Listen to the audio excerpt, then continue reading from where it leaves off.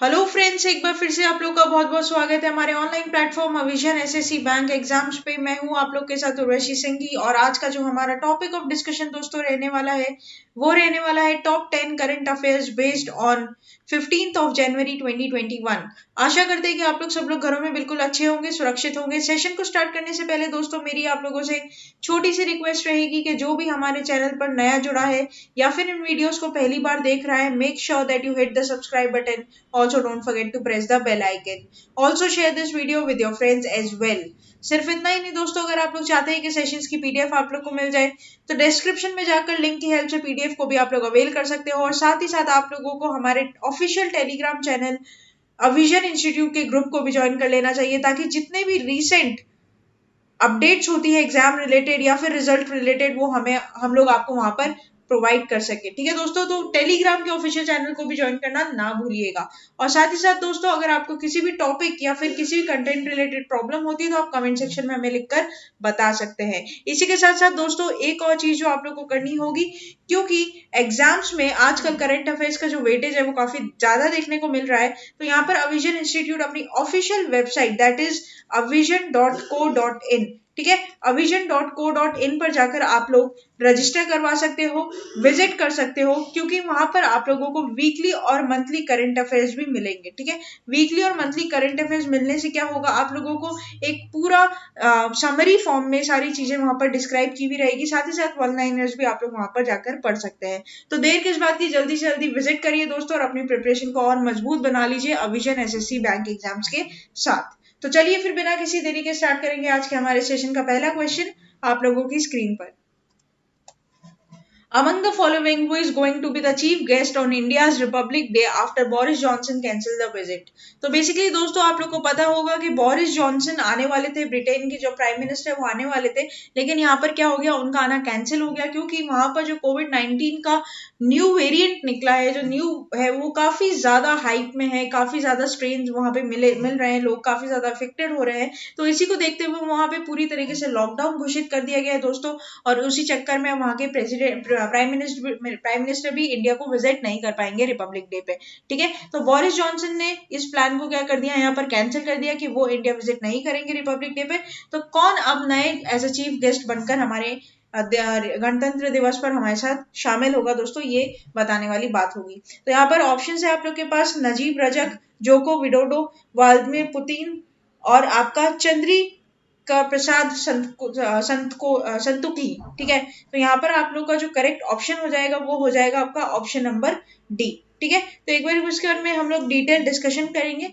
The president of Republic of Suriname, ठीक है, तो यहाँ पर ही क्या प्रेसिडेंट है फॉर रिपब्लिक ऑफ सूरीनेम आप लोगों का संतोखी। ठीक है, इनका पूरा नाम है दोस्तों Chandrika Prasad Santokhi will be reportedly by the chief guest at India's Republic Day when this later। तो बेसिकली दोस्तों 72 रिपब्लिक डे ये होगा ऑन जनवरी 26, 2021। और हमारे जो इस बार चीफ गेस्ट रहने वाले हैं वो होंगे सूरीनेम्स इंडियंस ओरिजिन प्रेसिडेंट। ठीक है, ऑन रिपब्लिक डे 2021। ठीक है, ये हमारे यहाँ पर चीफ गेस्ट बनकर यहाँ पर आएंगे दोस्तों।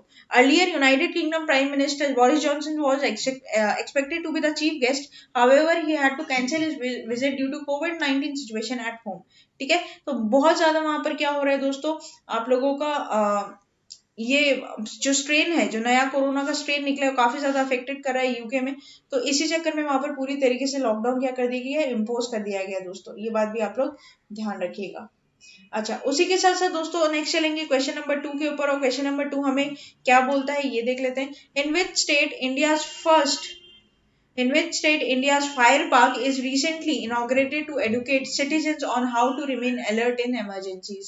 तो बेसिकली दोस्तों इंडिया में फायर पार्क सब कहाँ पे इनॉग्रेट किया गया है, बेसिकली ये मतलब नॉलेज देने के लिए सिटीजन्स को कि कैसे इमरजेंसीज में वो लोग काम रह सकते हैं और किस तरीके से रिएक्ट उन्हें करना चाहिए इमरजेंसीज के टाइम। ठीक है, तो कौन सी ऐसी राज्य सरकार है जिसने इनिशिएटिव लिया है फायर पार्क खोलने का, इनॉग्रेट करने का? असम, ओडिशा, वेस्ट बंगाल और उत्तर प्रदेश है। The correct option will be option number B, that is Odisha. ठीक है दोस्तों, तो ओडिशा के आपके चीफ मिनिस्टर कौन हो जाएंगे? तो ओडिशा के चीफ मिनिस्टर आपके हो जाएंगे नवीन पटनायक। ठीक है। तो यहाँ पर आप लोग जैसे डिस्क्रिप्शन में भी देख पा रहे हैं दोस्तों, Naveen Patnaik inaugurates India first fire park in Bhubaneswar. तो ये आपका ओडिशा में कहाँ पर होगा दोस्तों? भुवनेश्वर में होगा। Odisha Chief Minister Naveen Patnaik inaugurated first of its kind fire park to educate citizens and the safety measures and how to remain alert during emergencies. During the virtual inauguration, the Chief Minister also launched a dynamic online portal, that is Agnishama Seva, of the Odisha Fire Service to enable smooth access to the citizens to the services provided by the department. तो दोस्तों यहाँ पर question आप लोगों से पूछ सकता है कि बताइए फायर पार्क का इनॉग्रेशन रिसेंटली किसने किया है? तो किया है आप लोग का चीफ मिनिस्टर नवीन पटनायक ने, और ये कहाँ से बिलोंग करते हैं? तो ये करते हैं आपका ओडिशा से। ठीक है, ये बात आप लोग इधर क्या करोगे, ध्यान रखोगे दोस्तों। अच्छा, उसी के साथ साथ मुझे आप लोग को ये भी बताना चाहिए दोस्तों कि ये जो पार्क होगा बेसिकली इसमें काफी ज्यादा ऐसी सुविधाएं होगी, जिस वजह से जैसे कि मैं आप लोग को बता दूं, एक पूरा रेस्क्यू सिस्टम रहेगा, रेस्क्यू डिपार्टमेंट रहेगा। ठीक है, उसके बाद आप लोगों का एग्जीबिशन हॉल रहेगा, जहां पर आप लोग को बताया जाएगा कि कौन सी सिचुएशन में किस तरीके से होना चाहिए। ठीक है, लीफलेट्स मिलेंगे, तो ये बात भी आप लोग को इधर ध्यान रखना चाहिए। फायर सेफ्टी के जब आग लग जाती है तो किस तरीके से हमें अपने आप को बचाना चाहिए, इसके भी सारी चीजें यहाँ पर बताई जाएगी। सारे फायर फाइटिंग इक्विपमेंट्स भी यहाँ पर रहेंगे, तो ये बात आप लोग को इधर क्या करना होगा, ध्यान रखना होगा। नेक्स्ट चलते हैं हम लोग क्वेश्चन नंबर 3 के ऊपर, और क्वेश्चन नंबर 3 हमें क्या बोलता है ये देख लेते हैं। Among the following which authority act as a regulator of the insurance industries in India. तो बेसिकली दोस्तों इंश्योरेंस इंडस्ट्री जो है हमारे देश की, उसके ऊपर जो सुपरवाइजरी अथॉरिटी है उसका नाम आप लोगों को यहाँ पर दोस्तों बताना होगा। तो ऑप्शन है आप लोग के पास ट्राई, आईडीबीआई, पीएफआरडीए, आईआरडीआई। ठीक है, तो यहाँ पर जो करेक्ट ऑप्शन हो जाएगा वो हो जाएगा आपका आईआरडीएआई। दोस्तों आईआरडीए की अगर मैं बात करूं तो वो हो जाएगा आपका insurance regulatory development authority of India. ठीक है, ये इसका क्या हो जाएगा, फुल फॉर्म हो जाएगा, जो कि बहुत इंपॉर्टेंट है। ट्राई की बात करें तो दोस्तों ट्राई जो है वो telecom regulatory authority of India है, जो आपकी जितनी भी टेलीकॉम कंपनीज है उसके ऊपर सुपरविजन रखती है। IDBI is your industrial development bank of India, and PFRDA is pension fund regulatory development authority of India. ठीक है, तो पेंशन रिलेटेड सारी जो बातें हैं वो यहाँ जाएगी, लेकिन हमारे यहाँ पर जो इंश्योरेंस के लिए है वो है एडाई। अच्छा, इसी के साथ साथ दोस्तों इसके चेयरपर्सन का नाम भी आप लोग को जानना चाहिए कि एडाई के चेयरपर्सन कौन है, तो वो हो जाएंगे आपके सुभाष चंद्र कुंथिया। ठीक है, तो सुभाष चंद्र कुंथिया आपकी क्या हो जाएंगे, यहाँ पर चेयरपर्सन हो जाएंगे एडाई के। ठीक है, ये बात आप लोग इधर क्या करोगे, ध्यान रखोगे, इंपॉर्टेंट रहेगी। तो दोस्तों अगर इसी के साथ साथ आगे चलते हैं और डिस्क्रिप्शन में पढ़ते हैं कि क्यों एक्चुअल में ऐसा हुआ है, तो IRDAI constitutes a panel of experts under Subhash Chandra Kuntia to examine availability of health insurance products. ठीक है, तो एडाई के चेयरमैन है Subhash Kuntia. He has urged health insurance providers to develop disease specific products which could help policy holders in preventing different elements. The expert committee will headed ADAI chairperson Subhash Chandra Kutia and will be a non-life and a chairperson। ठीक है, तो ये बात भी आप लोग इधर क्या करोगे, ध्यान रखोगे, ये आप लोग के लिए इंपॉर्टेंट रहेगा कि बेसिकली यहाँ पर जो चेयरमैन है उसका नाम आप लोग को पता होना चाहिए। और साथ ही साथ दोस्तों ये जो आप लोगों का कमिटी बनी है, ठीक है, तो कमिटी जो बनी है यहाँ पर वो आप लोगों का 4 कमिटी को मिलाकर बनी है, दैट इज योर नचिकेत मोर। ठीक है, 4 मेंबर्स की रहेगी, दैट इज योर नचिकेत मोर, बताना चाहिए मुझे आप लोगों को यहाँ पर। दूसरा होगा AK चंद। ठीक है, तीसरा आपका हो जाएगा BK मोहांती, और चौथा आपका हो जाएगा के हरि प्रसाद।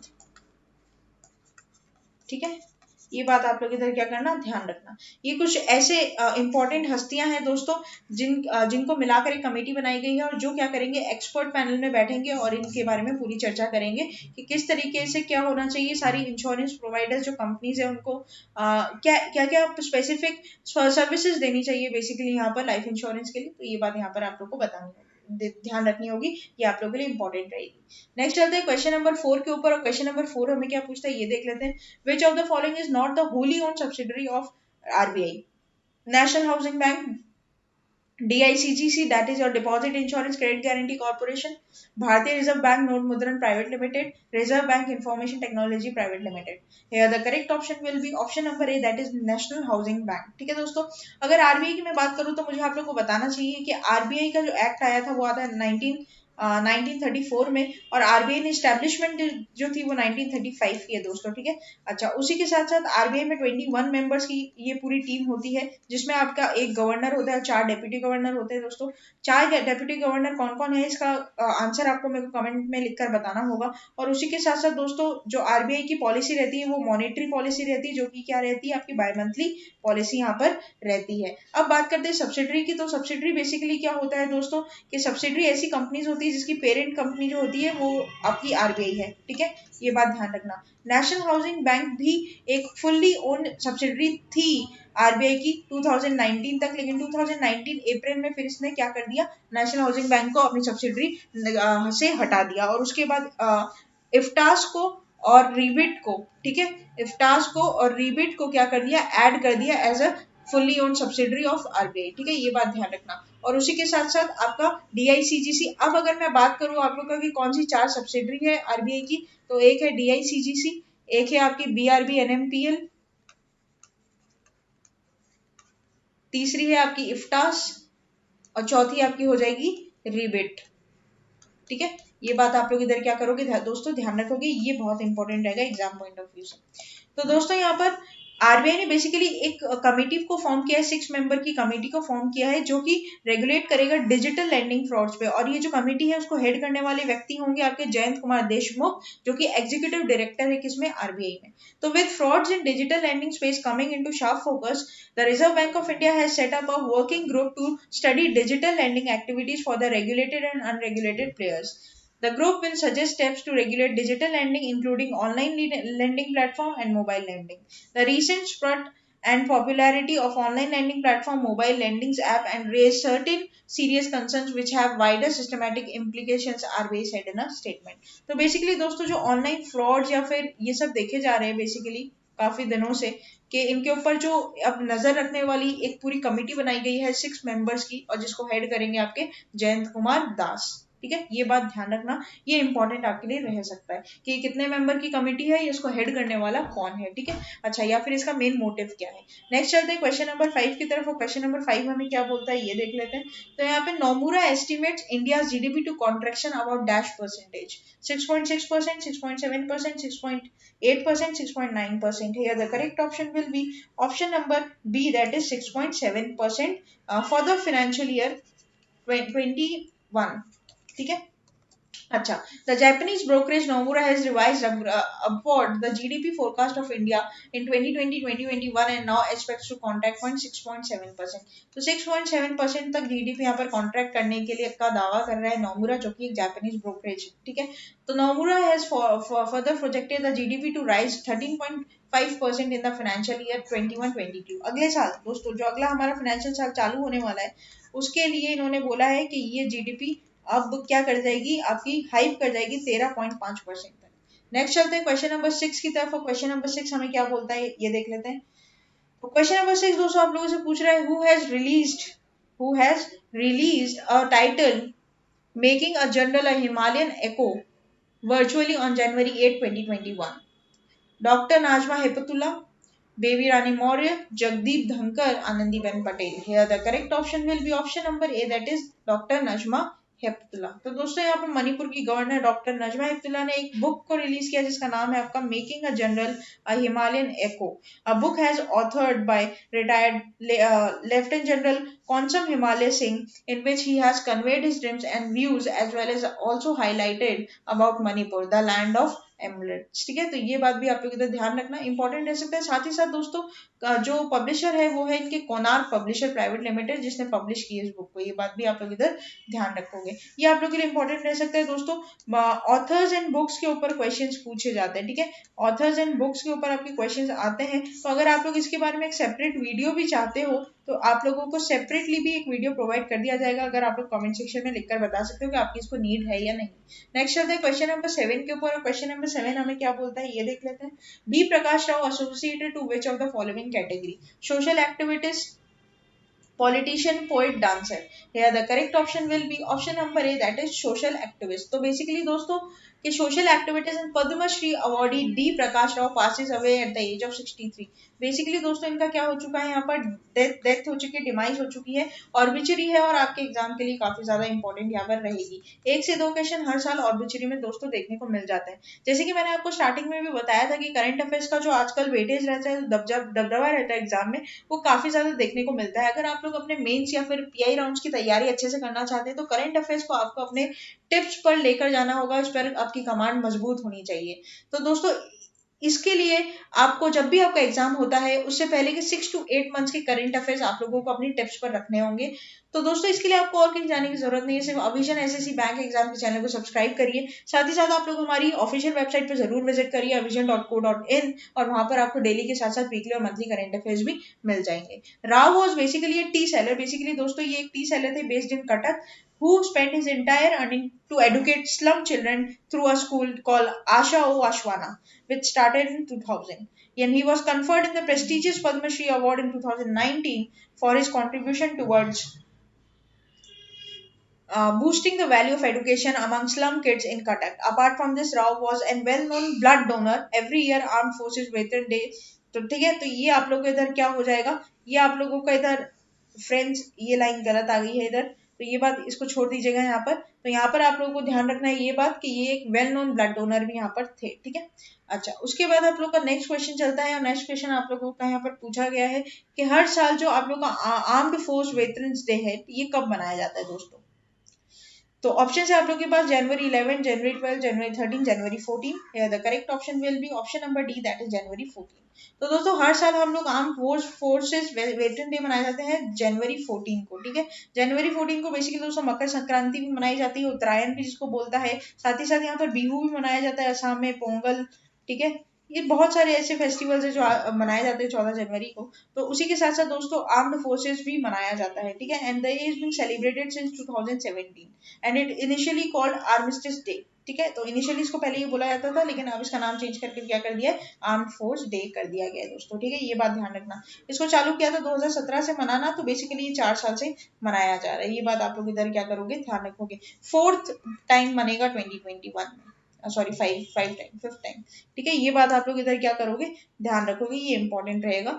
इंपॉर्टेंट इसलिए रहेगा क्योंकि डेज के ऊपर भी क्वेश्चन यहाँ पर पूछे जाते हैं। नेक्स्ट चलते हैं क्वेश्चन नंबर 9 की तरफ। क्वेश्चन नंबर 9 हमें क्या बोलता है ये देख लेते हैं। Who is